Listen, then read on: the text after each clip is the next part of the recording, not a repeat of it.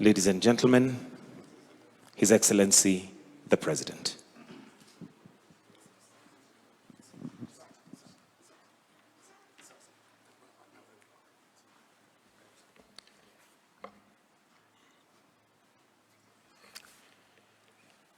Fellow citizens, it is with deep sorrow that I inform the nation of the passing on of the Right Honorable Raila Amolo Odinga, our former Prime Minister, Kenya's foremost statesman, and one of Africa's greatest sons.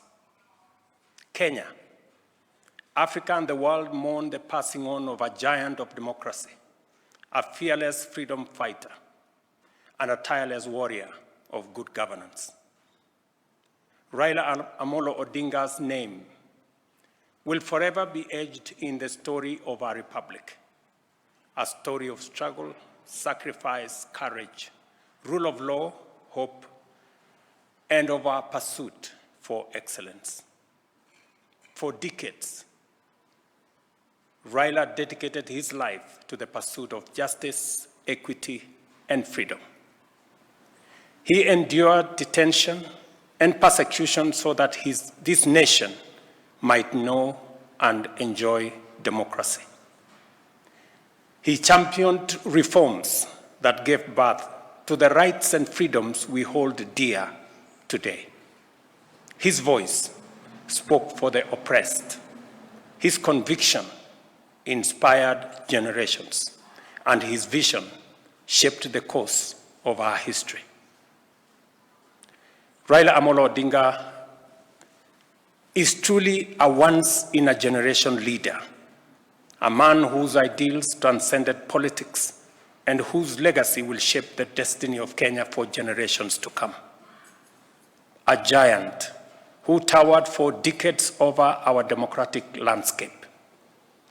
He was a colossus of Kenya's modern politics, an indomitable warrior in our struggle for freedom and prosperity, and a statesman of boundless selflessness. In his passing, we have lost a patriot of uncommon courage, a Pan-Africanist, a unifier who sought peace and unity above power and self-gain, an unceasing servant of the people who gave his all to the promise of a better Kenya.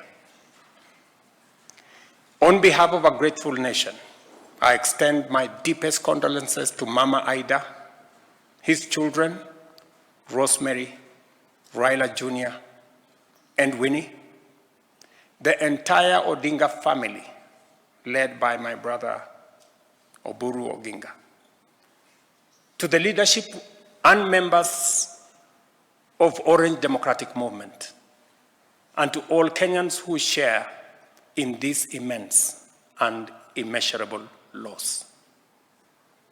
In honor of the Right Honorable Raila Amolo Odinga's extraordinary contribution to our nation, I have declared a 7-day period of national mourning, during which the national flag shall fly at half-mast across the Republic of Kenya and in all our missions abroad. As a mark of respect, I have postponed all my public engagements for the coming days, and I ask all other public servants and leaders to do the same so that we can join the nation in this period of mourning and deep reflection. Our former Prime Minister, Raila Amolo Odinga, shall be accorded a state funeral with all attendant honors. In consultation with the family, a committee to be co-chaired by the Deputy President, Professor Kithure Kindiki, and the Siaya Senator, Oburu Odinga, has been set up to coordinate the funeral arrangements. At the same time, the Government of India, at the request of the Government of Kenya, has offered to facilitate the repatriation of the remains of our former Prime Minister. Consequently, a delegation comprising government officials and family members, led by Prime Cabinet Secretary Musalia Mudavadi is leaving immediately for India to facilitate proper organization in the repatriation of the remains of our brother, the Honorable Raila Odinga.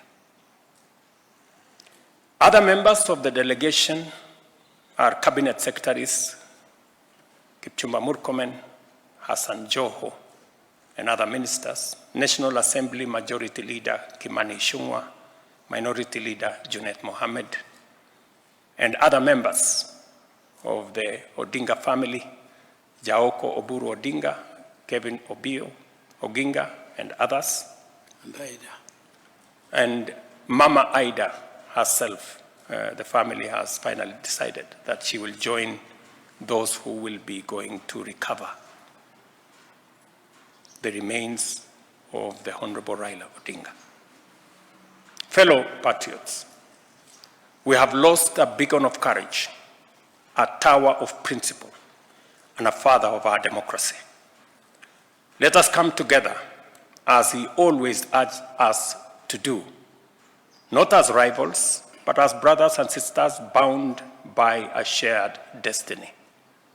As we mourn, I call on all Kenyans to reflect on his towering legacy and the lessons impacted by Right Honorable Raila Odinga's life, work, ideas, and example.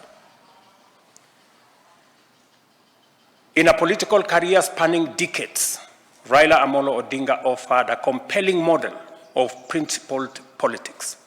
And at a critical moment in our nation's journey, he always put Kenya first before individual or personal interest. May his soul rest in eternal peace. May God comfort his family. May God bless Kenya. I thank you.